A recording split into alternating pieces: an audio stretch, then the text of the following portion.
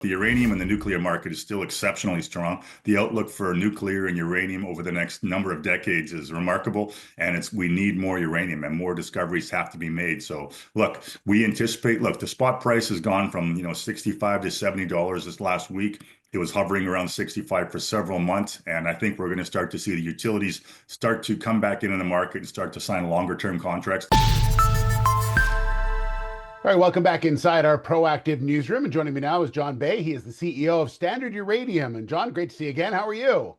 I am great, Steve. How are you doing?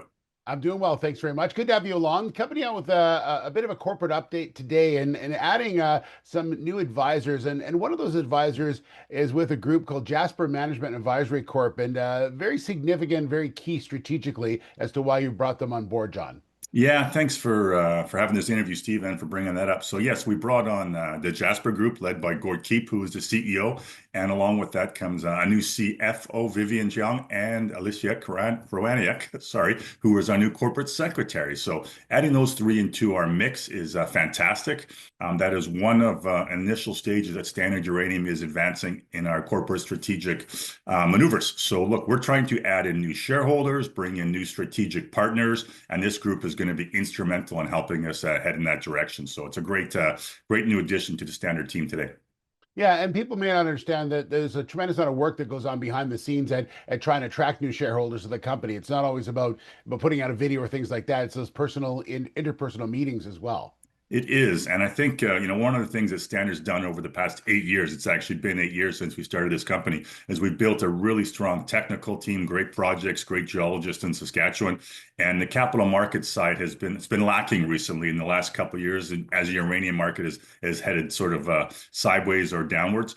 And for us, look, the retail market's been tough to keep interested across all the uranium sector. So now we've really tried to focus on, okay, let's bring in strategic groups that understand the space, where it's heading over the next number of years, and get groups in, larger groups that can be long-term shareholders and not be selling out when the market, goes sideways. So we'll be making some more announcements over the next few weeks and months of the groups we're bringing in. And this is a great start to let our shareholders know that things are heading in the right direction. Yeah, and John, you've announced in that news release a small private placement. And that's more for work that's going to be on the more of the technical side, because obviously the company continues to be extremely busy on a number of different fronts. Yes. So as you're well aware, Steve, we transitioned to sort of a project generator model as well as an exploration company a few years ago, and we now have one deal currently in the works with Arrow Energy at our Sundog project. Sean Haliker is going to be talking to you in a few days about what's going on there, as well as two other projects. So stay tuned for that. We have been advancing a lot of projects behind the scenes as well, and it's time to start talking about those. So watch for Sean's update later this week. Yeah, and one last thing I want to ask you about is you mentioned the uranium market has been a bit of a sidestep or even a little bit below, as you mentioned. But that's not to say that the demand is any less. And I think that's what people are, especially when you talk about the markets are concerned, that these are not going away. They still need them.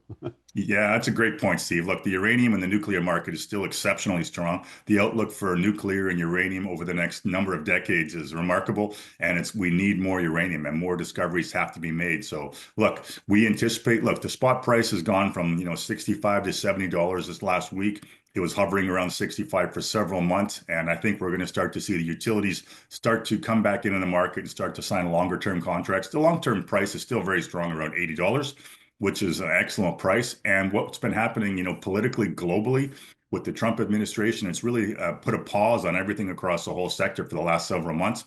We're hoping to see some of that stuff calm down and see those utilities come back into the market and get the buying going again. So we think the second half of 2025 is going to be an upward year for uranium and nuclear again. So time to get positioned, time to look for companies that are doing lots of good work, doing lots of explorations and drill programs, and getting their capital market side sorted out. So great to share this news with you again today, Steve, and we'll talk again real soon. All right, John, thanks so much. Good to see you. You too, Steve. Take care. All right, John Bay, the CEO of Standard Uranium.